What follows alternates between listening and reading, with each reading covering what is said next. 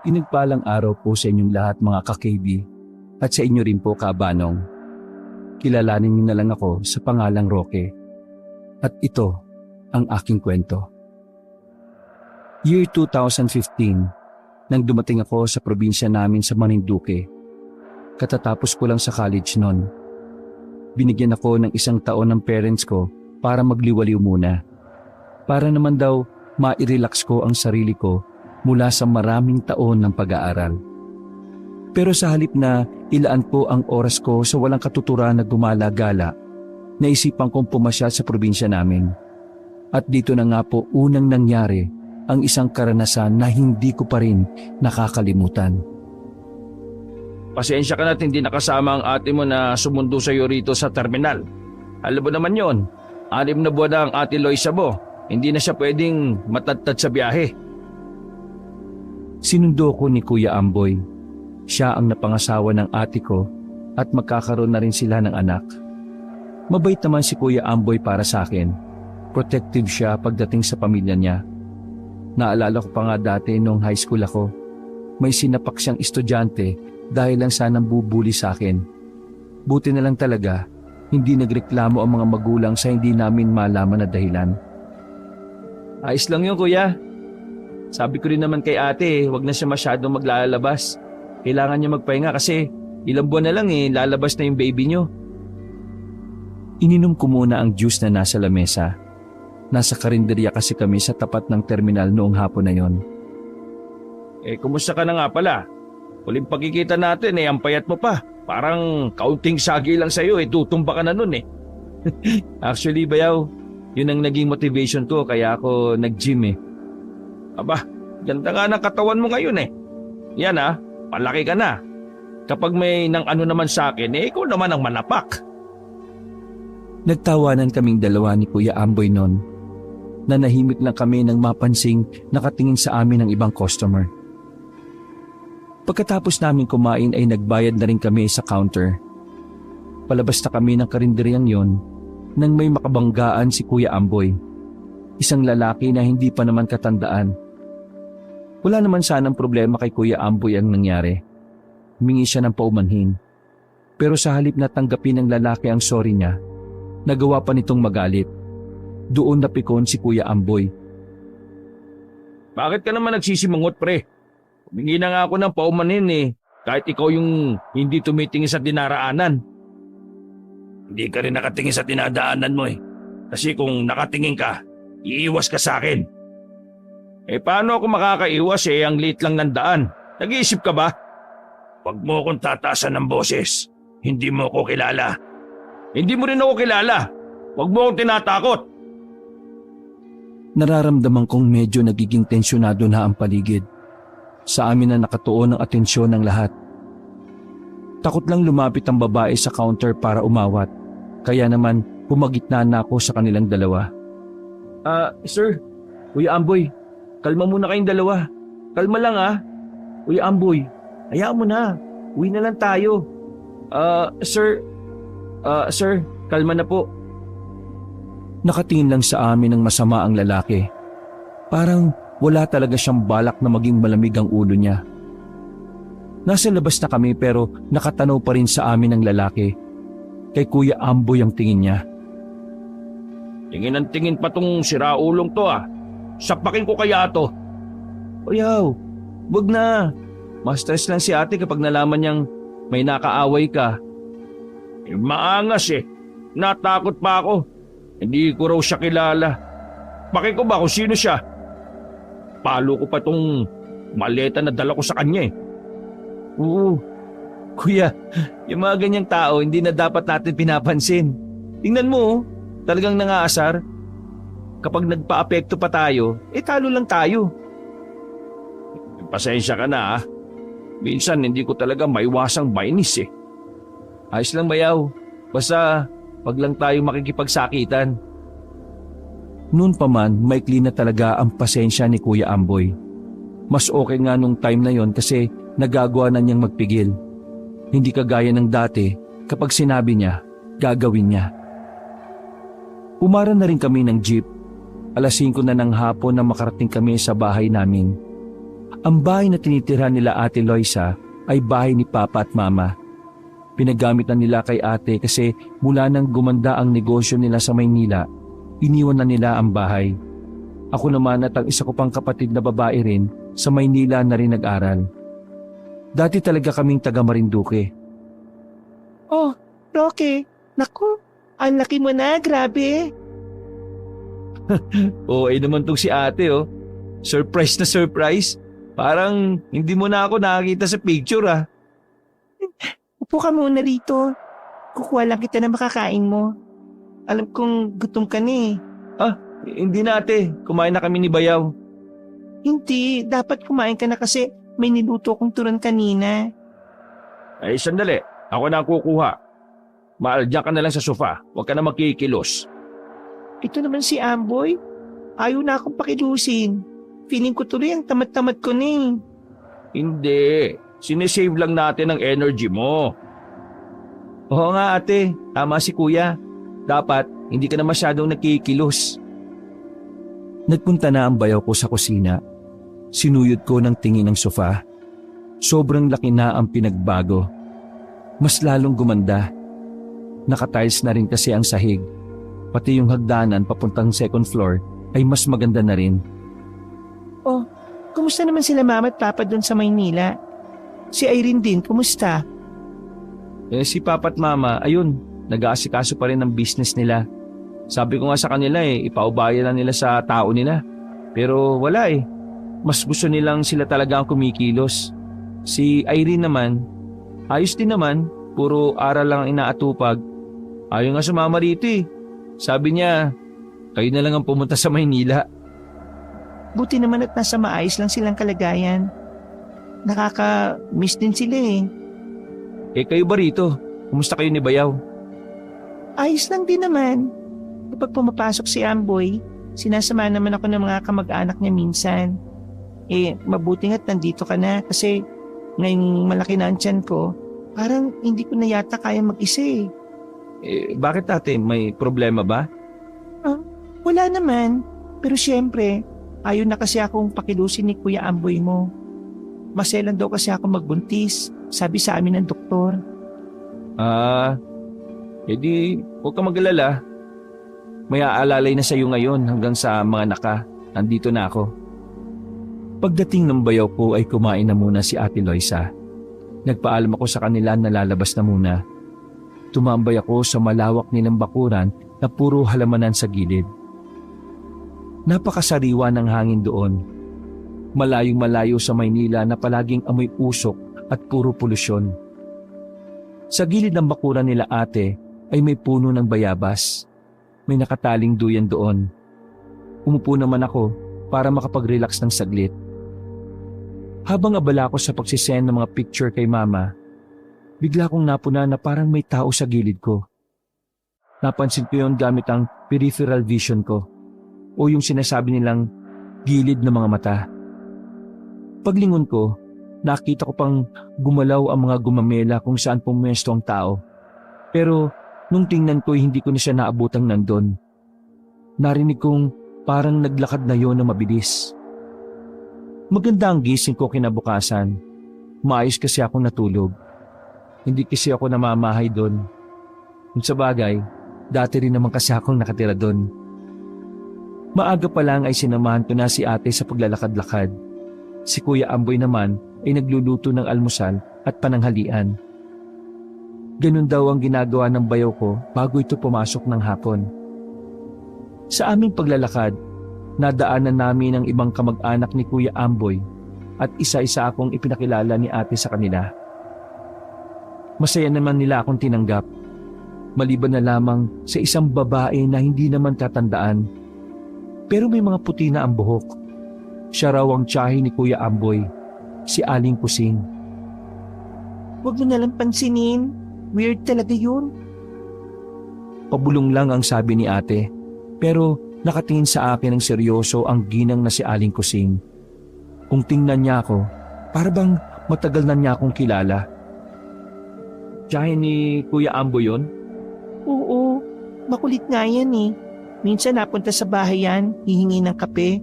Tapos kung ano-ano pang sasabihin sa akin ng mga weirdong bagay. Gaya ng alin?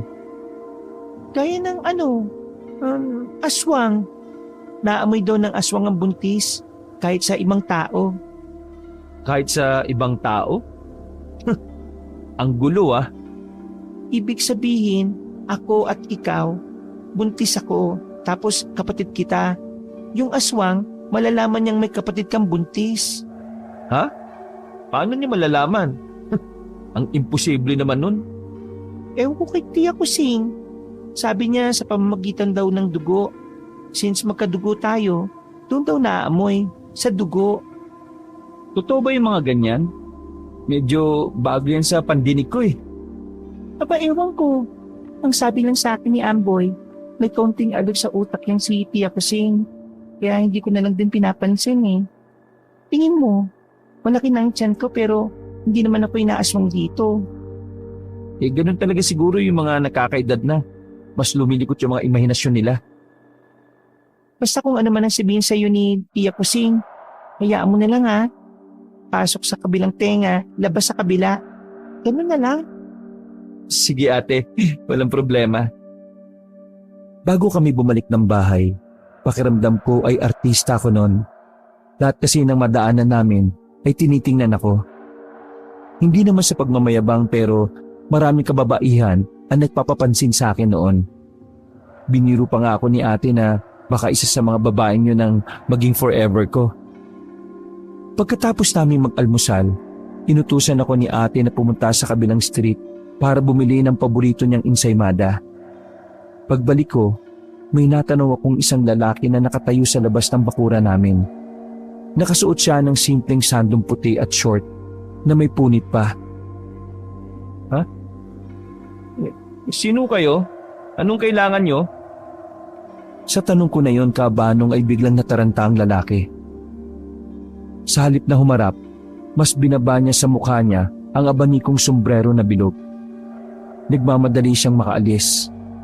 Mga ilang segundo pa bago ko naisipang sundan ng lalaki. Ang bilis niyang maglakad kaya nakaliko kagad siya sa kaliwang kalye. Pagdating ko roon ay bigla na lang siyang nawala. Hingal na hingal ako noon. Napasandal pa nga ako sa bakuran ng bahay na hinintuan ko. Siya rin siguro yung lalaki nakita ko kagabi. Sino kaya yung lintik na yun? Pagka-uwi ko sa amin ay agad kong sinabi kina ate ang nangyari. Maging sila ay napaisip din. Wala ba kayong naalala na kakilala na maaaring pumunta rito? Baka kasi nahihiya lang siya sa inyo kaya ayaw lumapit. Si Papa lang naman ang alam kong pwedeng pumunta rito para dalawin ako eh. Last year, pumunta siya dito pero hindi pumasok ng bahay namin. Sa mga kamag-anak namin tumambay pero umalis ka agad. Pero kung si Papa yon, dapat nandun siya ngayon sa mga kamag-anak ko. Pero kaka-reply lang ni Dandan eh. Wala naman daw dun si Papa sa kanila. Tsaka mahal, malabo na bumalik dito ang papa mo. Di ba nag-away sila ni Tito Edison at pinagbantaan siya? Isa pa yan. Yan ang mga isa sa dahilan kung bakit hindi si Papa yung nakita nitong si Roque. Ngayon lang ba ito nangyari? Or dati pang parang may nagmamasid sa tapat ng bakuran ninyo? Sandali silang nagkatinginan. Sabay silang umiling. Siguro, wag na lang muna nating isipin. Baka naman nagkamali lang siya ng bahay. Next time na makita ko siya hindi ako papayag na hindi ko siya makausap. Mabilis na lumipas ang isang linggo. Naging maayos naman ang unang linggo ng paninirahan ko. Sa katunayan, kabanong, may isa na akong naging katropa. Pinsan din naman namin, si Benjo. Mas matanda lang sa akin ng 4 na taon pero mas bata mag-isip kaysa sa akin. Pansamantalang wala kaming nahuhuling nagmamasid sa labas. Inakala namin no na baka nga nagkamali lang ang kung sino man yun. Isang gabi, galing ako sa isa ring kamag-anak namin para kunin ang prutas na bigay nila para kay ate. Pagdating sa bahay namin, naabutan ko si Ate Loisa na nakaupo sa sofa. Namumutla ang muka at parang hindi mapalagay. Nag-alala naman ako kaya dali-dali kong inilapag ang mga dala ko at lumapit sa kanya. Ate, anong nangyari? Ayos ka lang ba? Huminga ng malalim si ate. Doon pa lang ay kinabahan na ako. Medyo nananakit ang tiyan ko. Gusto mo dalhin kita sa ospital? Hindi, wag na. Namumulikat lang. Aray! Namilipit sa sakit si Ate Loisa. Sa pagkakataong yon, doon ko na nasiguro na kailangan niya talagang maitakbo sa pagamutan. Pero mas kinabahan ako nang makita kong may dugo na sa binti ni ate. Naku, Diyos ko te, dinudugo ka. Teka lang ihanda ko mga dadalhin. Magpa-ospital ka na. Lahat ng mga kailangan sa ospital ay isinilid ko sa iisang bag. Tinawagan ko na rin si Dandan para may makatuwang ako. Nakasakay kami sa multicab ng tatay ni Dandan at dinala namin si ate sa ospital. Nakahinga kami ng maluwag nang malaman na ligtas naman ang bata.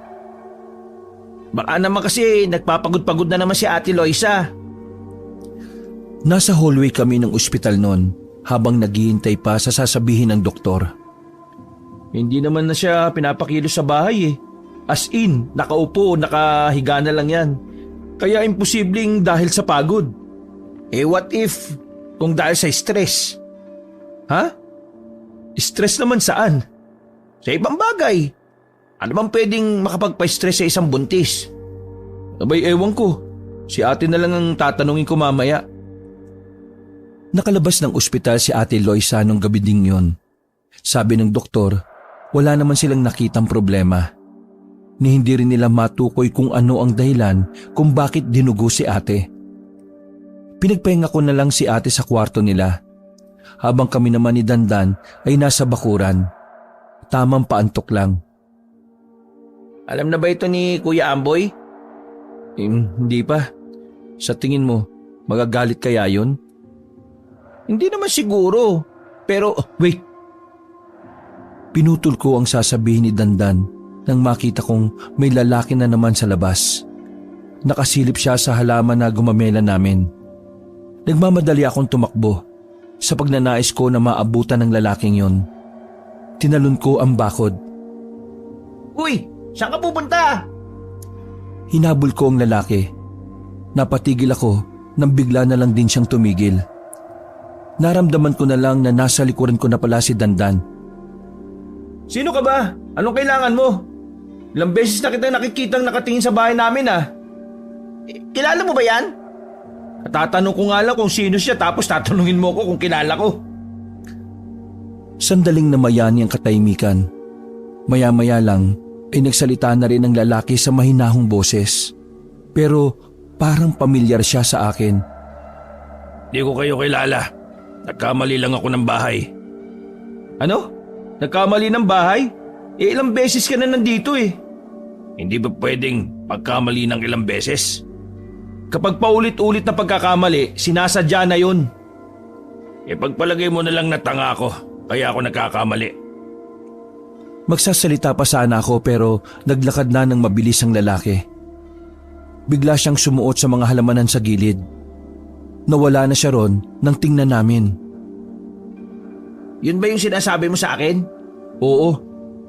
Nakakabahala na Kasi lagi siyang ganun Kapag naulit pa, mag-report ka na sa barangay natin. Baka mamaya masamang tao yun. Lagi pa namang dalawa lang kayo ni Ate Loisa. Hinayaan na lang namin ang pangyayaring yon.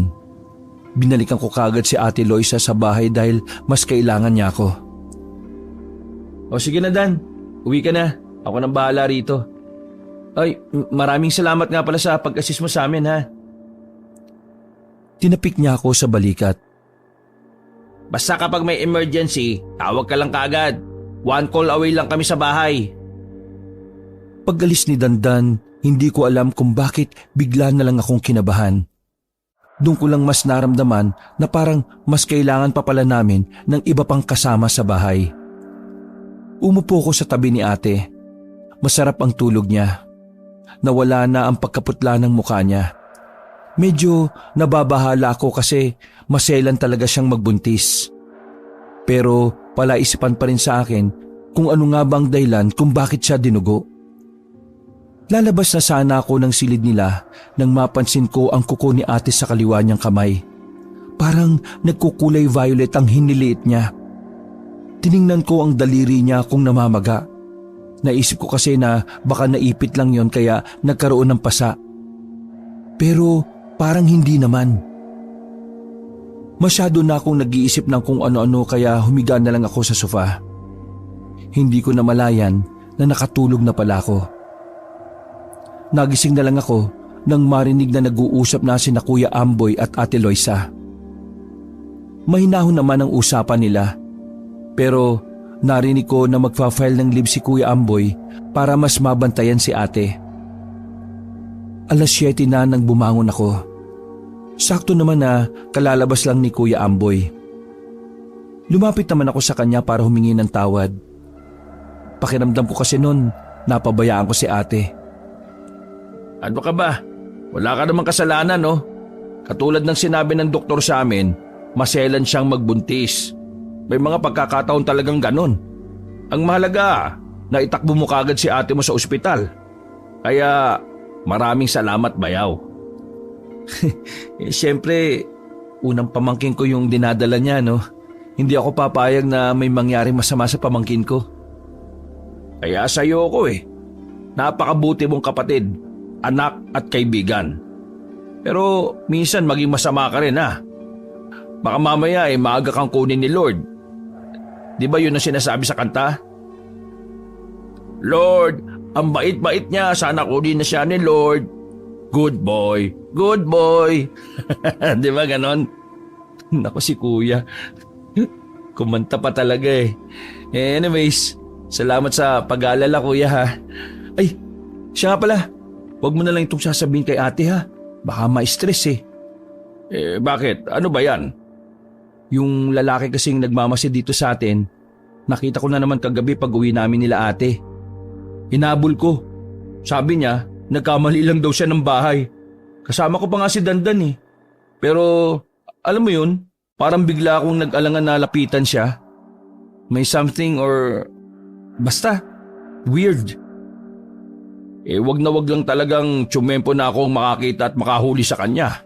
Basag talaga ang panga niya sa akin. Huminga na lang ako ng malalim. Pagdating ng 9:00 ng umaga, sandaling nagpaalam sa akin ang mag-asawa. Lumabas sila ng bahay at nagpahatid kay Dandan papunta sa manghihilot. Sa ospital sana, kaso nahihilo si ate. Hindi niya kayang bumiyahin ng malayo. O paano? Ikaw na munang bahala rito ha. Ipapatingin ko lang sa manghihilot tong ate mo. Sige kuya, ako nang bahala rito. Mag-ingat po kayo ha. Kumuhay pa ako sa kanila bago sila umalis. Dahil mag-isa lang ako sa bahay kabanong, naglinis-linis na lang ako para malibang. Nagluto na rin ako ng pangtanghalian namin. Bandang 12:00 na nang matapos ako. Siguro, hapon na yata makakauwi yung mga yun. Makapagbasa nga muna. Hawak-hawak ko ang libro ko habang nakaupo ng komportable sa sofa. Isang ginang ang bigla lang pumasok. May dala yung tasa. Ako naman ay napatayo na lang. Inilapag ko ang libro sa sofa. Magandang tanghali po, Tia Kusing. Ihingi po ba kayo ng kape? Sige po, diretso lang po kayo sa kusi. Huwag mo akong tawagin, Tiya. Hindi tayo makadugo. Ay, pasensya na po, Tia. Aling Kusing. Dahan-dahang naglakad ang ginang papunta sa kusina. Pero hindi niya inaalis sa akin ang tingin niya na parang mapanghusga. Bagay na nagdudulot sa akin ng kaunting pagkailang. Babalik na sana ako sa pagbabasa nang bigla siyang magsalita. Malapit lang naman ang kusina sa sala kaya dinig na dinig ko. Dahil sa iyo kaya siya nakarating dito.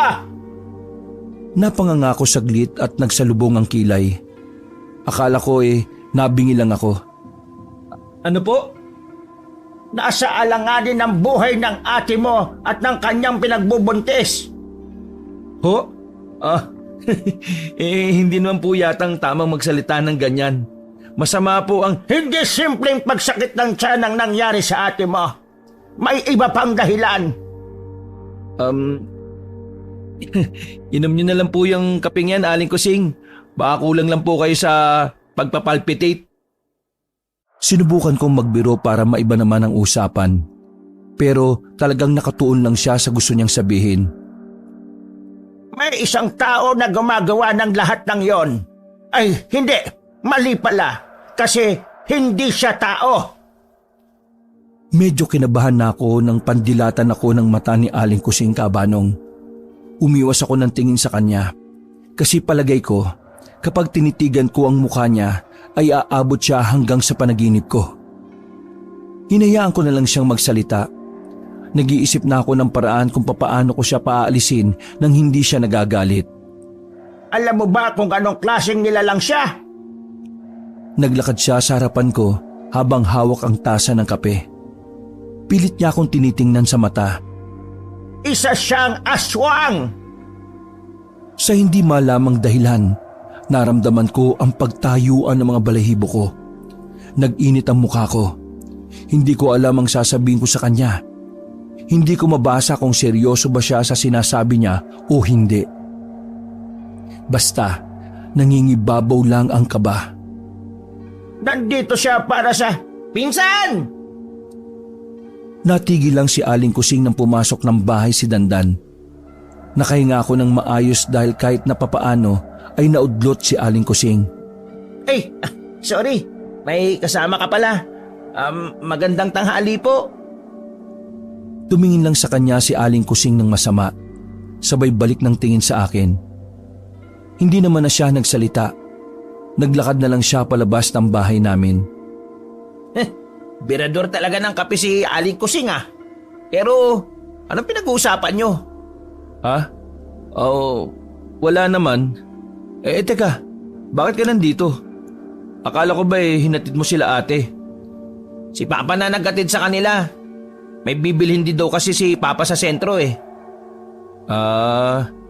Ikaw, bakit ka nandito? Anong problema? Magpapatulong lang sana ako sa'yo. Mag-aakot ng kahoy, panggatong. Alam mo na, mahal ang gasol eh, kaya tipid-tipid muna. O sige, wala namang problema eh. Wala rin naman akong ginagawa eh. Isinarado ko naman na maayos ang bahay bago kami umalis. Hindi pa rin nawawala sa utak ko noon ang mga narinig ko mula kay Aling Kusing. May parte ng utak ko na nagsasabing hindi ko siya dapat pansinin. Pero hindi ko pa rin maipaliwanag ang nararamdaman ko, Kabanong. Pakiramdam ko, hindi naman totoong may saltik si Aling Kusing. Tingin ko may silbi ang mga sinasabi niya. At pakiramdam ko, kapag hindi ko pinansin ang mga sinabi niya, may mangyayaring masama. Uy, lutang ka. Narinig mo ba yung sinabi ko? Ha? Ano bang sinabi mo? Ay, ang sabi ko, anong sinabi sa'yo ni Aling Kusing? Alam mo, weird kasi yun eh. Walang masyadong pumapansin dun. Sa lahat ng kamag-anak ni Kuya Amboy, yun lang talagang kakaiba. Ayaw ko na lang muna siyang isipin. Kay Kuya Amboy ko na lang sasabihin kung ano man yung napag-usapan namin. Wala kang tiwala sa akin, ganon. Baliw. Siyempre meron, no? Di, joke lang. Ayos lang naman yun. Basta sabihin mo rin sa akin ha. Malay mo, makatulong ako. Okay. Sige lang. Gabi na nang makauwi si Ate Loisa at Kuya Amboy. Dumiretso na kasi sila ng ospital since wala ang manghihilot na sadya dapat nila. Diretso agad sa igaan si Ate Loisa dahil nakaramdam siya ng pagod. Pero buti na lang ay nasa maayos naman siyang kalagayan. Habang nagluluto ako sa kusina, biglang pumasok si Kuya Amboy at binuksan ang ref. Tinanong niya ako ng isang bagay na hindi ko inaasahan na magmumula sa kanya. Naniniwala ka ba sa aswang? Lumuwag ang pagkakahawak ko sa sandok at tumigil sa paghalo. Hinarap ko siya. Hawak na niya ang baso na may tubig. Seryoso ang mukha niya na naghihintay sa tugon ko. Aswang? Bakit? Weird ba? Oo, nagulat ako sa tanong mo eh. Ang random, pero dahil ba ito kay ate? Oo eh. May naikwento kasi ang ate mo sa akin. Ilang gabi na pala siyang nakakaramdam na parang merong umaali-aligid sa bahay natin. Hindi ako naniniwala sa mga ganyan kaya kita tinanong eh. Baka sakali lang na magawa mo kong kumbinsihin na totoo nga ang mga aswang. Sa Manila kasi ako lumaki. Doon, hindi usong ganyan. Ginagawa nga lang joke yan doon eh. Kaya hindi ko alam kung anong paniniwala ko tungkol dyan. Ang sa akin lang, kapag nagpakita sa akin, doon lang ako maniniwala. Kung hindi man, hindi ko na lang din siguro isasantabi ang idea na baka totoo nga sila. Lalo pat may buntis tayong kasama dito sa bahay. Ganun nga lang din siguro ang gagawin ko, no? Hindi ako magsasawalang bahala. Mahirap na. Alam mo naman ang area natin. Kahit marami ng bahay dito probinsya pa rin tayo. Ay, siya nga pala Bayaw. May sasabihin ako sa'yo na may connect dyan sa sinasabi mo. Pero sana, huwag mong papagalitan si Aling Kusing ha. Oy, bakit? Ano bang pinagsasabi sa'yo ni Tia? Umupo siya sa gilid ng lamesa sabay inom ng tubig. Hininaan ko naman ang apoy ng niluluto ko. Yung tiya mo kasi kanina nandito. Humingi ng kape. Tapos may mga sinabi siya sa akin na kung ano-ano. Medyo nababahala ako kahit sinasabi niyong wag ko na lang yun pansinin. Huminga ako ng malalim. Nang sabi niya, nasa panganib daw si ate at ang anak ninyo. Nakita ko ang agarang pagbabago ng reaksyon ni Kuya Amboy. May kaunting inis doon, pero pinipilit niyang kumalma. Baliw na talaga yan si Tia Kusing Bayaw, sabi niya, aswang daw ang dahilan kung bakit nananakit ang tiyan ni ate. Walang salitang lumabas sa bibig niya nang sabihin ko yon. Tugma kasi ang kwento sa kanya ni ate at ang sinasabi naman ni Aling Kusing. Hindi ko maintindihan Sinasabi niya na dahil daw sa akin kaya nakarating dito yung aswang. Wala naman akong ginagawa. Wala naman akong inagrabyado. Tumayo si Kuya Amboy. Tinukod niya ang dalawang kamay sa lamesa. Kung totoo ngang may aswang at inaaswang si Loisa, papatayin ko yan. Bayaw, feeling ko, yung aswang yung lalaking nagmamasid sa tapat natin. Ha? O nga no? Yung pagmamasid niya sa labas, parte ba yata ng pangangaswang yun Kailangan natin mas bantayan si ate. Nakakabahala na talaga. Hindi kami mapaligay ni Kuya Amboy Kabanong ng mga sandaling yon. Sa sobrang pangamba ko, pinapunta ko si Dandan sa bahay. Nakiusap ako na samahan kami ni Kuya Amboy sa pagbabantay. Nasabi ko na rin kasi sa kanya ang mga nangyayari. Maging si Dandan, aswang din ang hinihinalang umaaligid sa amin. Nasa sala kaming tatlo. Naglalaro lang ng baraha at patingin-tingin sa labas. Nag-aabang kami sa posibilidad na dumating ang aswang. 12:00 ng gabi, pinatay namin ang ilaw sa sala para isipin ng aswang na tulog na ang mga tao.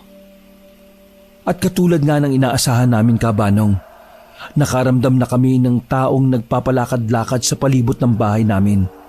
Para bang naghahanap siya ng perpektong pwesto para makapangaswang ng maayos. Bayaw, parang nasa likuran siya ng kusina. Ayos lang ba si Ate Loisa sa kwarto niya? Nandito siya sa first floor. Hindi siya makakapasok doon since wala namang bintana. Butin lang talaga ay inilipat namin si ate sa bakanting kwarto sa first floor. Sa taas kasi ay malalaki ang mga bintana. Kahit na may harang naman na bakal yon, nakakatakot pa rin sakaling makita yon ni ate. Dahan-dahan kaming naglakad papasok ng kusina. Kinakapa-kapa lang namin ang daanan. Wala kaming ginagamit na ilaw para makampante ang aswang. Narinig namin na may kumuskos sa gilid ng maliit na bintana sa kusina. Maya-maya lang, bigla na lang yung nawala. Naramdaman na lang namin na nasa bubong na siya. Kasunod nun, nakarinig kami ng boses. Nagkatinginan kami ni Kuya Amboy. Pareho kasing pamilyar sa amin ang boses niya. Anong pinagsasabi niya? Orasyon yata yun. Latin words. Wala pang 2 minuto, narinig na lang namin si ate na bigla na lang napasigaw sa aray. Nataranta kami. Pinuntahan ni Bayaw at Dandan si ate. Habang ako naman ay nagpunta sa pindutan ng ilaw para liwanagan ang buong sala. Pagtingin ko sa bintana, nanlaki ang mata ko nang makita ang isang lalaki na nasa tapat ng pinto. Binuksan ko rin ang ilaw sa labas. Sa pagkakataong yon, nakilala ko na siya. Ngumiti siya sa akin at naglakad na rin paalis na parang walang nangyari. Nakumpirma ko lang na siya ang aswang na makita ko ang mga kuko niya. Ang hahaba, parang 2 pulgada mga kuko. Bayaw, buksan mo ang gate, bilis! Kahit may takot pa ay dali-dali akong lumabas at binuksan ang gate. Buhat-buhat na niya si Ate Loisa na namimilipit sa sakit. May umaagos na dugo pababa ng binti niya. Uy, hintayin niyo ako! Kukunin ko lang yung multicab! Humarurot ng takbo si Dandan habang kami naman ay nasa tapat lang ng bahay. Iyak ng iyak si ate dahil sa sobrang sakit ng tiyan niya. Pagbalik ni Dandan ay agad namin isinakay si Ate Loisa. Agad namang inasikaso si ate pagdating namin ng ospital. Parang napapraning ang bayaw ko habang naghihintay kami sa hallway. Kinakabahan siya. Mas maraming dugo na kasi ang lumalabas kay ate nun kumpara sa unang pagsakit ng tiyan niya. Visit na aswang yan eh. Kapag nahuli-huli ko yan, papatayin ko talaga kagad yun. Naglalabasan ng ugat sa kamao ng bayaw ko sa sobra nitong galit. Tinatapik-tapik ko lang siya sa balikat para kahit papaano kumalma siya. Pre, bakit nangingitim ang kuko ni Ate Loisa? Napansin niyo ba yung kanina? Oo, napansin ko na yan nung una. Hindi ko nga alam pero pakiramdam ko may kinalaman yun sa pangangaswang sa kanya. Gusto niyo bang maghanap ako na makakatulong sa atin? Albularyo, ganon. Kung may mahanap ka bukas, ayos lang. Pero kung wala, ako mismo ang papatay sa aswang na yun.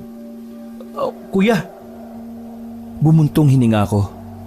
Yung aswang, yung nagmamasid na lalaki, siya yung lalaki na kabanggaan mo sa karinderya. Baka sa mukha ni Kuya Amboy ang pagkagulat. Hindi niya yun inaasahan. May sinabi sa akin si ate nun Kaya raw matagpuan ng isang aswang ang buntis sa pamamagitan ng kamag-anak o kadugo ng buntis. Sa tingin ko, nung nasa karinderya tayo, naamoy ng lalaki ang dugo ko na may kadugo akong buntis. Nalaman ng aswang na may buntis kang kapatid dahil lang sa naamoy niya ang dugo mo? Tumango ako. Kuya, sorry Kung hindi siguro ako nagpunta, hindi ko madadala ang aswang sa atin Dahil sa akin kaya nasa panganib ngayon si ate at ang anak ninyo. Hindi. Wala kang kasalanan. Palagay ko dahil sa akin kaya nangyayari ito. Gumaganti siya sa akin. Nagkataon lang na ikaw ang naging tulay para mahanap niya si Loisa. Pero ang totoo, balak niyang gumanti sa akin. Natahimik na lang ako noong mga sandaling yon. Hindi ko maiwasang hindi sisihin ang sarili ko. Mula kasi nang dumating ako doon, nangyari na ang lahat ng kababalaghan. 2:00 na ng madaling araw nang kausapin ng doktor si Kuya Amboy. Kinakailangan na maiwan ni ate sa ospital para mas maobserbahan siya. Pabor yun sa amin dahil mas ligtas si ate sa ospital. Sakay ng multicab nila Dandan ay bumalik kami sa bahay. Sumakto na naabutan namin si Aling Kusing na may dalang tasa. Unang tingin ko pa lang, alam ko na kaagad na hindi kape ang sinadya niya. Sinalubong niya kami at saka nagsalita. Amboy, may nangyari ba? Nandito ba ang aswang kanina? Naamoy ko lang ang lanse. Nagkatinginan kami ni Kuya Amboy. Tinapik ko ang bayaw ko dahil bigla na naman siyang nairita sa tita niya. Iya Kusing, alam kong hindi ka panipaniwala ang sinasabi mo minsan. Pero sabihin mo nga sa akin, anong alam mo sa aswang? Nagsimulang manginig ang kamay ni Aling Kusing. Akala ko kung ano na ang nangyayari pero sabi ni Kuya Amboy, manirisim na raw yun ng ginang. Ang aswang, mapanganib na nilalang para sa mga mahihinang tao na gaya ng mga buntis. Amboy, ibang uri ng aswang ang nanggugulo sa asawa mo. Isang aswang na may kakaibang taktika ng pambibiktima. Ang anak ninyo, siya ang pakay ng aswang. Hindi ko maiwasang hindi kabahan sa kung papaano siya magsalita. Nakakatakot siya, lalo na kapag lumalaki ang mata. Ikaw, dahil sa iyo kaya siya nandito. Dahil sa iyo kaya niya nalaman na may buntis sa bahay na ito. Naamoy ka niya. Malakas ang pang-amoy niya, pero kailangan niyong mag-ingat. Hindi siya pangkaraniwan. Unti-unti niyang pahihinain ang bata sa sinapupunan gamit ang kanyang nakakamatay na orasyon. Kapag namatay na ang bata, saka siya magiging marahas para kunin sa mismong tiyan ng buntis ang sanggol. Gustong-gusto nila ang mga sanggol na kamamatay pa lang. Napununok ng laway si Kuya Amboy. Ako naman ay nakukonsensya, pero pinipilit ko na lang na hindi magpadala sa emosyon. May magagawa ba para mawala na yung hinayupak na aswang na yan? May ginagawa ako para mawala ang aswang. Pero bakit mo kasi inalis ang mga pangontra na nilagay ko sa kusina? Ha? Sa taas ng rep, ang tuyong bawang at ang tuyong dahon ng sampagita na may dasal at orasyon. Lagi akong naglalagay doon sa tuwing kukuha ko ng kape. Pero inaalis mo. Abay malay ko ba kung kalat lang yon? Bakit mo kasi nilalagay doon sa kusina kung pwede naman sa kwarto namin? Mas mabisa ang pangontrang yon kapag nasa kusina dahil mas matatamaan to ng araw sa umaga. Kung hindi mo sana inalis yon, hindi sana makakalapit ng bahay ang aswang. E di, bigyan mo na lang ulit ako. Wala na, naubos na. Tandaan mo, Amboy, matagal na akong wala sa pagiging albularyo. Alam niyong lahat yan. Kaya lahat ng gamit ko, wala na rin. Eh wala ka naman palang magagawa eh. Ano pang pinag-uusapan natin?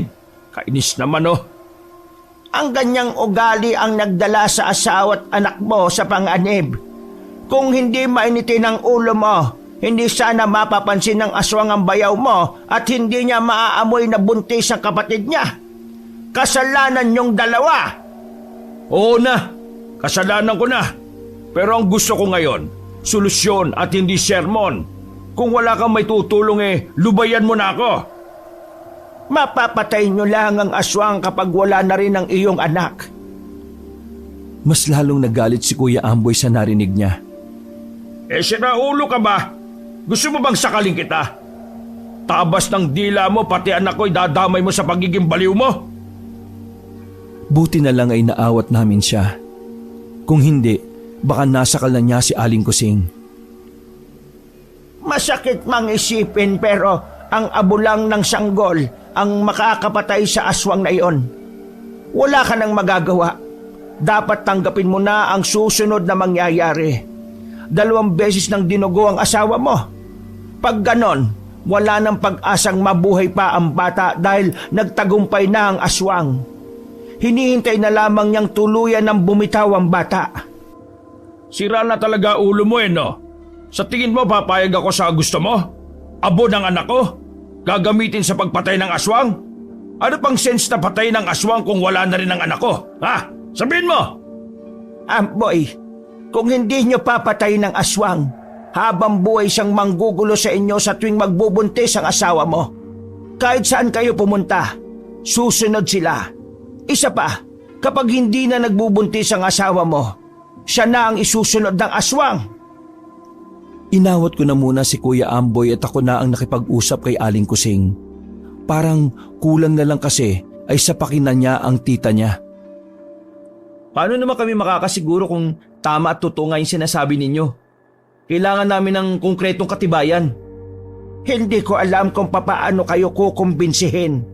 Nasa sa inyo na ang desisyon kung maniniwala kayo. Basta ako, sinabi ko na ang dapat niyong marinig. Huwag sana kayong magsisi sa huli.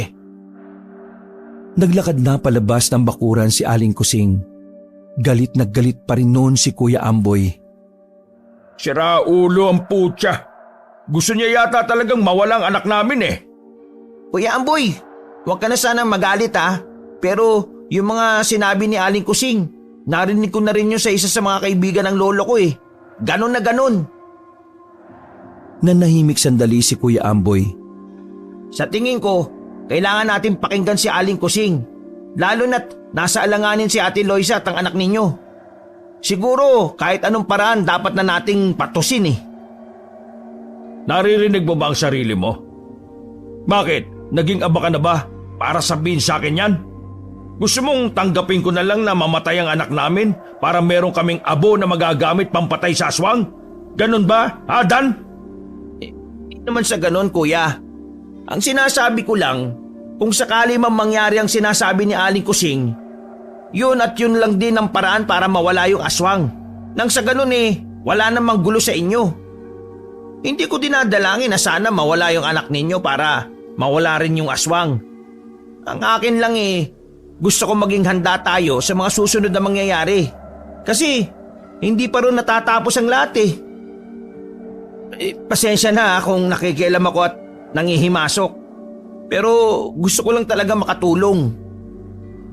Naiyak na lang si Kuya Amboy. Makilang ulit niyang pinagsasampal ang sarili niya. Inawat na lang namin siya dahil dumudugo na ang labi niya. Noong mga sandaling yon, hindi na muna nagparamdam ang aswang. Nakapagpahinga kami ng maayos. Lahat kami nasa sala. Nakatulala. Wala ni isa ang nagsasalita. Ganun lang kami hanggang sumapit ang umaga. Wala pang tulog-tulog, umalis kagad si Kuya Amboy. Pinauwi ko na rin muna si Dandan sa kanila. Mag-isa na naman ako sa bahay nun. Magluluto na sana ako ng pangmeryenda pero bigla na lang lumitaw si Aling Kusing sa pintuan. At sa pagkakataong yon, wala na siyang dalang tasa. Magandang hapon po. Ano pong kailangan nyo? May gagawin ka ba? Kung wala, sumama ka sa akin. Meron akong ibibigay na makakatulong sa Ate Loisa mo. Hindi na ako nakatanggi, Kabanong. Agad siyang naglakad palabas. Sinundan ko lang siya ng sinundan hanggang sa makarating na kami sa medyo kagubatan na. Hindi naman siya masukal. Maluwag ang dinadaanan namin. Meron kaming hinintuan na bahay.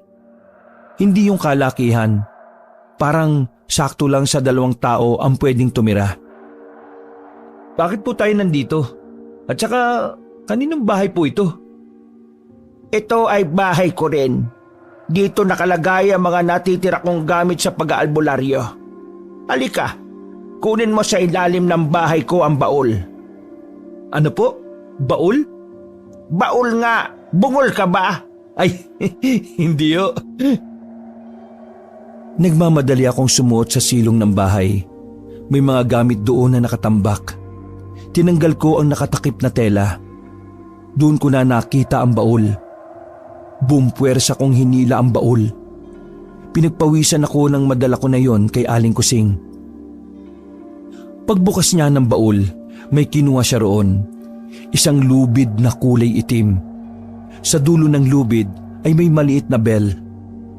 May kinuha rin siyang isang itim na libro. Para saan po yung lubid na ito? Itali mo yan sa bewang ng Ate Loisa mo. Sa pamamagitan niyan, pansamantalang hindi maaamoy ng aswang ang sanggol sa loob. Pero hindi ko alam kung hanggang ngayon gumagana pa yan. Kagaya na lamang ng librong ito. Ano po bang meron sa librong yan? Napansin ko na parang biglang lumungkot ang mukha ni Aling Kusing. Ang layo ng mukha niya kumpara nung una ko siyang makita. Wala na yung nakakatakot na mukha. Ito ang librong ipinagbabawal gamitin ng mga albularyong katulad ko. Hindi na ako nagsalita pa. Naghintay ako ng paliwanag mula sa kanya, pero nanatili na lang siyang tahimik. Maya-maya lang, sinenyesan niya ako na umalis. Sinabihan niya kung pupunta niya si ate sa bahay sa 6:00 ng gabi. Ang weird. Parang nagbago yata si Aling Kusing ha. Siya ba talaga yun? Parang hindi na siya aaning-aning ha. Bumuntong hininga na lamang ako at saka naglakad pa uwi. Sasapit na ang gabi na makauwi ako. Dumaan pa kasi ako sa pamilihan para bumili ng ulam namin. Hindi na rin kasi ako makakapagluto dahil nawalan na rin ako ng gana. Nang nasa gate pa lamang ako, naririnig ko na si Kuya Amboy at Ate Eloisa. Mahinahon ang usapan nila, kaya dahan-dahan akong pumasok sa sala. Mahal, kailangan mo magpahinga. Huwag ka munang tatayo. Yung aswang, mahal. Lagi siyang nandyan. Nakamasid siya, mahal. Binabantayan niya ako. Kasama mo ko, okay? Hindi naman kita pababayaan eh. Kalma ka lang. Umupo na lang ako sa sofa. Daladala ko ang lubid na bigay ni Aling Kusing. Maya-maya ay napatingin na rin ako kay Kuya Amboy nang lumabas siya. Nandiyan ka na pala. Kanina ka pa? Hindi. Kararating ko lang. Si ate, kumusta na pala siya?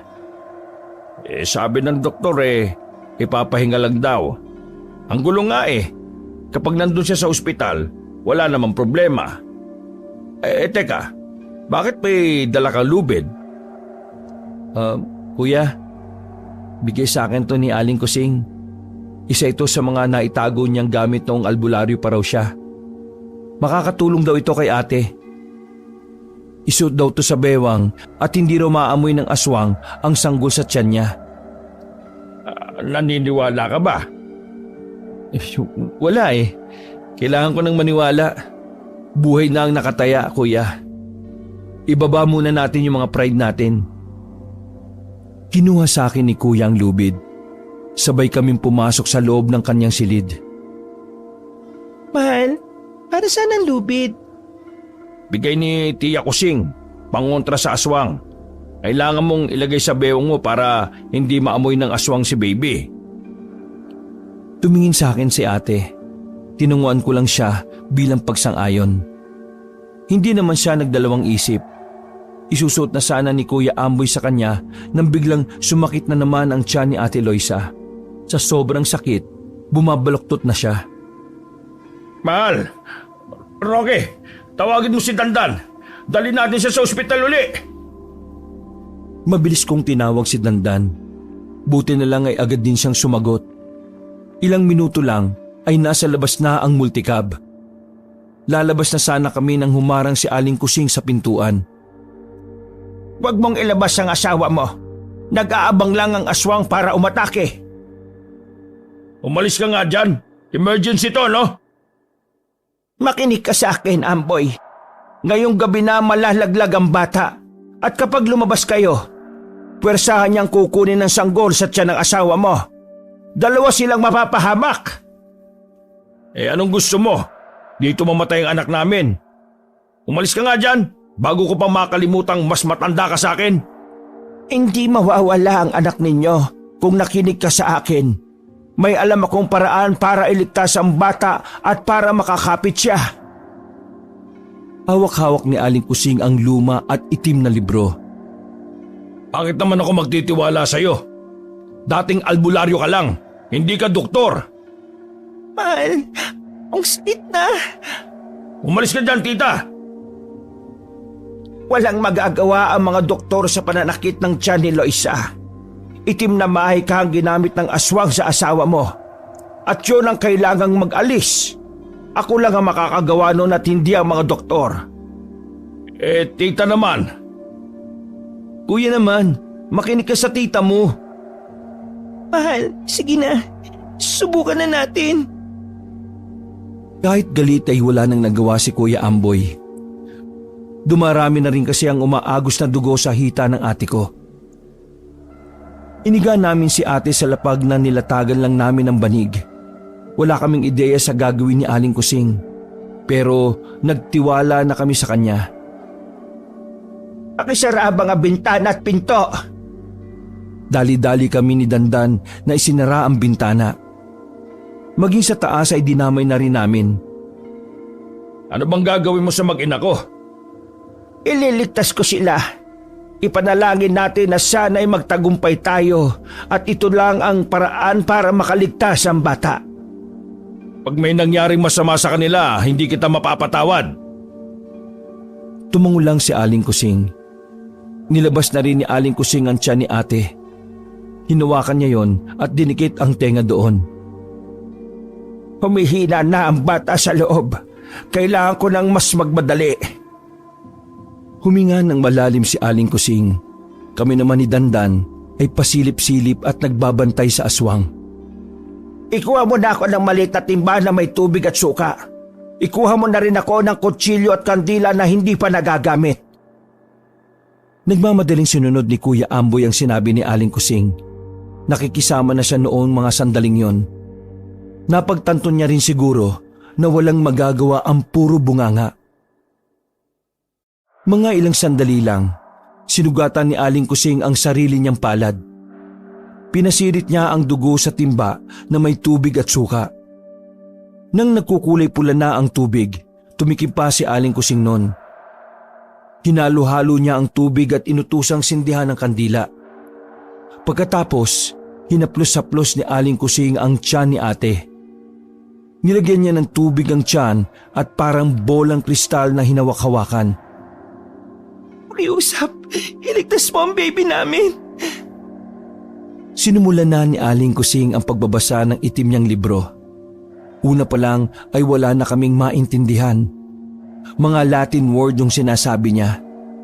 Minsan humihina ang boses niya tapos ay bigla-bigla na lang lalakas.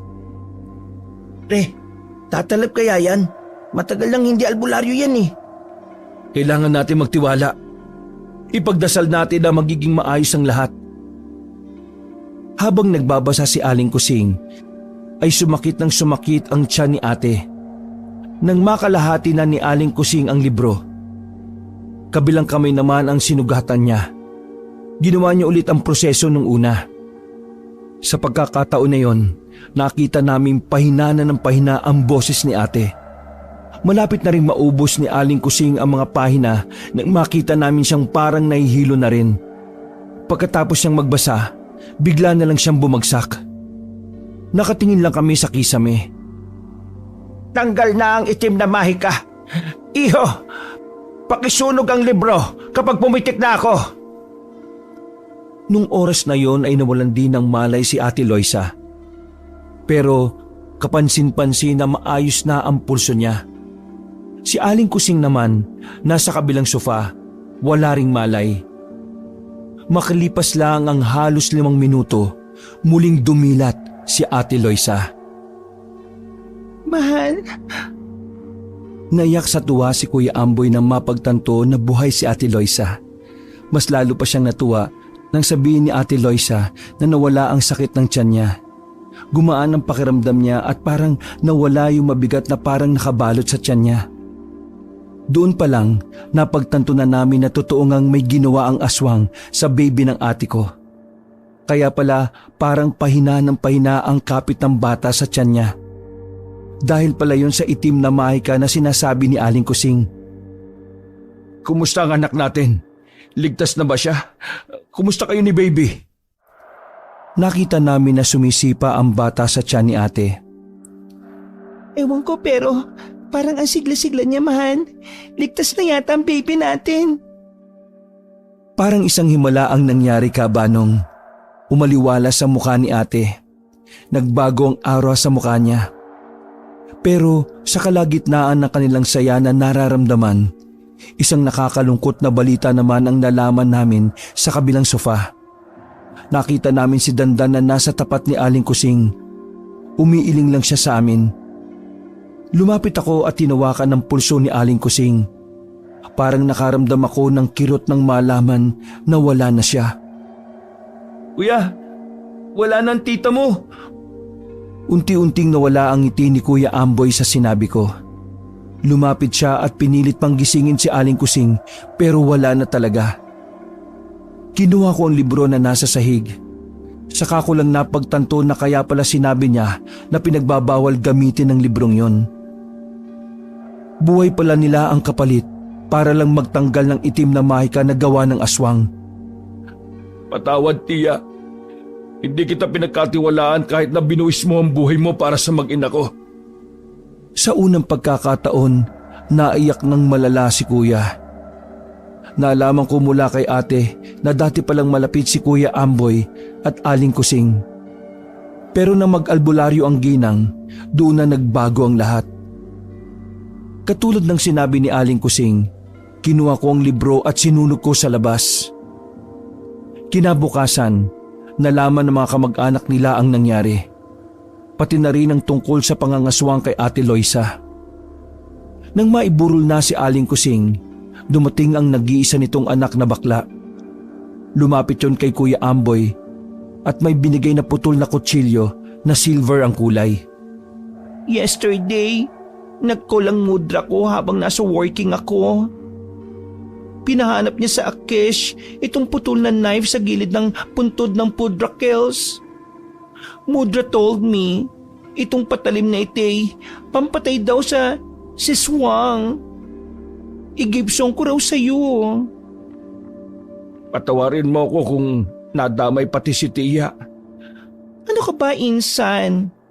Destiny ni Mudra Kills ang maded madela sa gawain na gustong-gusto niya.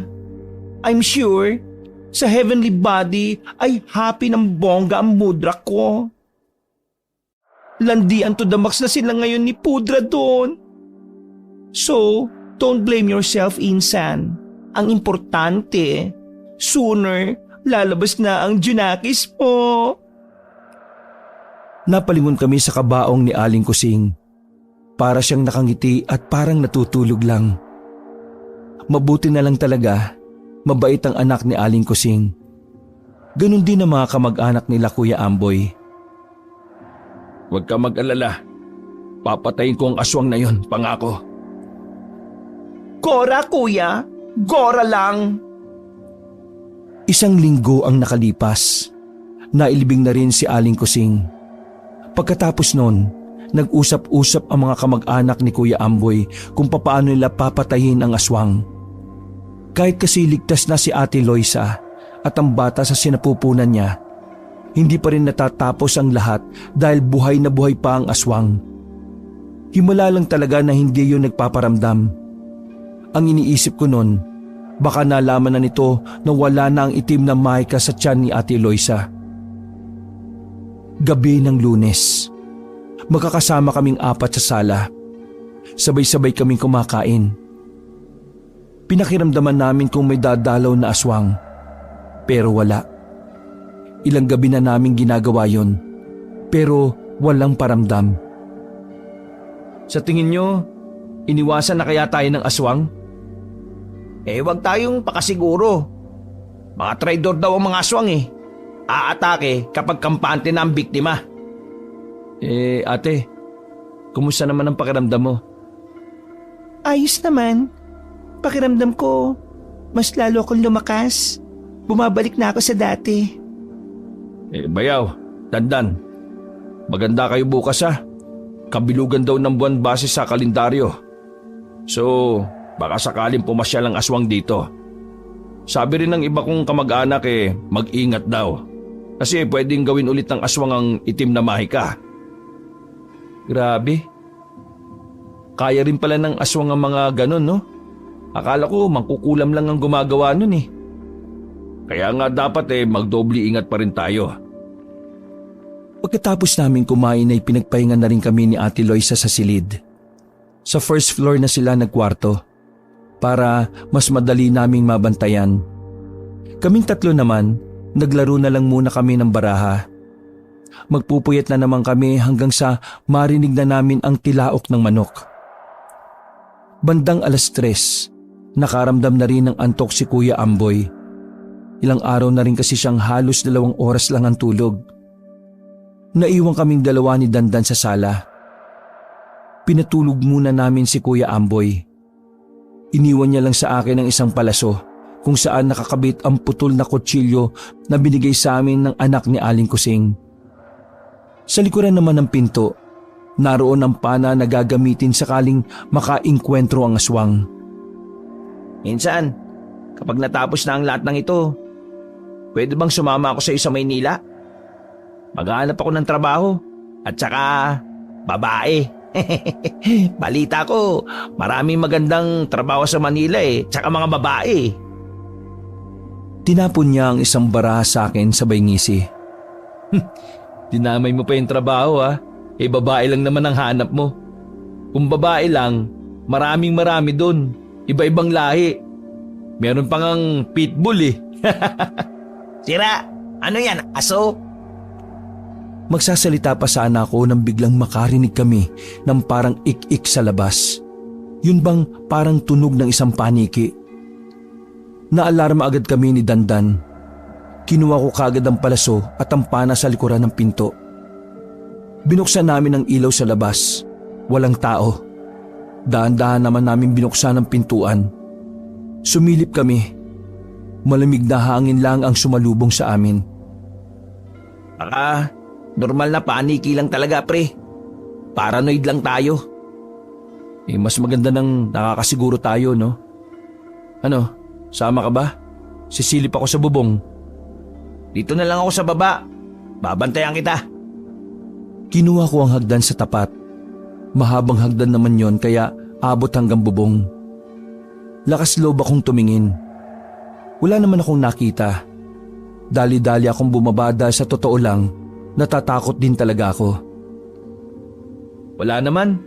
Baka tamang hinala nga lang talaga tayo. Tara, pasok na tayo sa loob. Bumalik kami sa loob ng sala. Pero nang naglalaro na kami ng baraha, nanatili lang kaming nakikiramdam at nag-aabang. Maya-maya pa, narinig naming may kumakatok na. Ha? Sino yan? Walang sumasagot. Sandaling tumigil ang katok pero tinuloy niya ulit. Nagkakutob na kami ni Dandan. Insan, isingin mo si Kuya Amboy. Bilis! Huwag kayong mag-iingay Lumapit naman ako sa bintana. Pasimple akong sumipat. Nakita ko sa labas na naroon ng isang lalaki. Ha? Siya yun. Pagdating ni Kuya Amboy, nagsalita ang lalaki sa labas. Total, nakaligtas yung anak ninyo. Ikaw na lang ang papatayin ko. Total, may atraso ka naman sa akin. Naalala mo ba? Tinanguan ko ang bayaw ko para sabihing sagutin niya. Ikaw ang bumaga sa akin Ikaw ang mainit ang ulo. Kahit tumingin na ako ng paumanhin. Problema mo na yan kung galit ka pa rin. Hindi ako tumatanggap ng sorry. Gusto ko, ako lang ang maangas. Kaya, dami namang satsat ng aswang na ito. Pumasok ka rito kung talagang mabangis ka. Sira ulo ka bali. Nanahimik sandali ang aswang na nasa labas. Maya-maya lang ay nabasag na rin ang salamin ng bintana. Kumalabog ang pinto. Nagising na si Ate Loisa ng mga sandaling yon. Takot na takot siya. Pinaalalayan na lang namin kay Dandan. Dito lang ako. Tatawagan ko lang yung iba kong mga kamag-anak. Naiwan ako sa tapat ng pintuan. Parang kakaunti na lang ay mawawasak na ang pinto. Ganun kalakas ang aswang na yon. Pero hindi ako nagpatinag. Binala ko na ang palaso na may putol na kutsilyo. Tinuto ko na agad sa pintuan yon. Bumalik si Kuya Amboy. Punta na sila rito. Pero parang hindi na yata kakayanin ng pintuan natin Hindi ako nagkamali. Nagulat kaming dalawa nang biglang mawasak ang pintuan namin. Pero nagtaka kami, biglang nawala ang aswang sa tapat ng pinto. Tahimik lang kami noon, Kabanong. Umatas kami ng bagya habang nakatutok pa rin ang pana sa direksyon ng pintuan. Sobrang lakas ng kaba ko. Nanginginig ang kamay ko noon. Nasaan na yung lintik na yun? Dandan, mahal, pasok kayo sa kwarto. Isara niyo ang pinto dyan, dali. Pagkasabi niyo ni Kuya Amboy, bigla na lamang may mabilis na gumapang palapit mula sa labas. Mabuti na lang ay nadampot ni Kuya Amboy ang flower vase at naibato niya. Tinamaan ang aswang pero tumakbo yung papunta sa kusina. Sorry, hindi ko natira. Ang bilis niya sobra Hindi ako nakahanda. Focus ka, bayaw. Ikaw lang ang makakagamit niyan. Naninigas ang kanang kamay ko eh. Dinampot naman ni Kuya Amboy ang kahoy sa gilid ng pinto. Mga ilang sandali lang, bigla na lang umatake ulit ang aswang. Buti na lang ay nakasarado na ang pinto nila ate. Nilundagan ng aswang si Kuya Amboy. Nanginginig ang kamay ko kaya hindi ko na maitutok na maayos. Pakiramdam ko, makakamali ako ng tama kapag tinuloy kong tirahin ng aswang. Kaya naman nagdadalawang isip ako, Kabanong. Pilit na inaabot ng kagat ng aswang ang bayaw ko habang ako naninigas sa gilid. Kung hindi mo kayang maipana, itarak mo na lang. Bilis! Patay na ako! Binitiwan ko ang pana at kinuha ko ang palaso. Nilakasan ko na lang ang loob ko at dali-dali akong tumakbo. Sasaksakin ko na sana ang aswang pero nahawi niya ako. Sa pagkakataong yon ay ako naman ang pinagbuntungan niya. Kaya naman sumiksik agad ako sa sulok ng sofa. Gumapang siya ng mabilis papunta sa akin. Bago pa niya ako mahawakan, nagawa ko ng itarak sa ilalim ng dibdib niya ang dulo ng palaso na may nakakabit na kutsilyong pilak. Napatigim ang aswang. Tinanggal niya ang palaso pero naiwan ang kutsilyo sa dibdib niya. Para siyang bulating inasinan nang bumagsak na siya sa sahig. Nangisay-ngisay pa siya. Habang nangyayari yon, biglang nagdatingan ang mga kamag-anak ni Kuya Amboy. Nang malagutan na ng hininga ang aswang, hinila nila yon palabas ng bahay. Sinunog nila sa bakuran. Sa puntong yon ay nakahinga na rin kami ng maluwag. Lalo na ako. Buong akala ko'y katapusan ko na nun. Ni hindi ko nga rin alam kung papaano ko nagawang mapatay ang aswang na yun eh. Basta ang naisip ko lang nun ay kailangan naming mabuhay. Nanonood kami habang naaabo na ang aswang. Naiiyak na lang din ako noon, Kabanong. Wala nang aswang, ate. Matatahimik na rin ang buhay natin. Maraming salamat sa lahat. Sa inyo at kay Tia Kusing. Ilang buwan ang nakalipas, nanganak na rin si Ate Loisa. Malusog ang bata, para bang walang pinagdaanan. Bilang pag-alala kay Aling Kusing at sa ginawa nitong kabayanihan para sa anak nila, pinangalanan nila yung Kusilena Maring, hango sa tunay na pangalan ni Aling Kusing, ang dating albularyo. Wakas. Pinagpalang araw po sa inyong lahat mga ka-KB.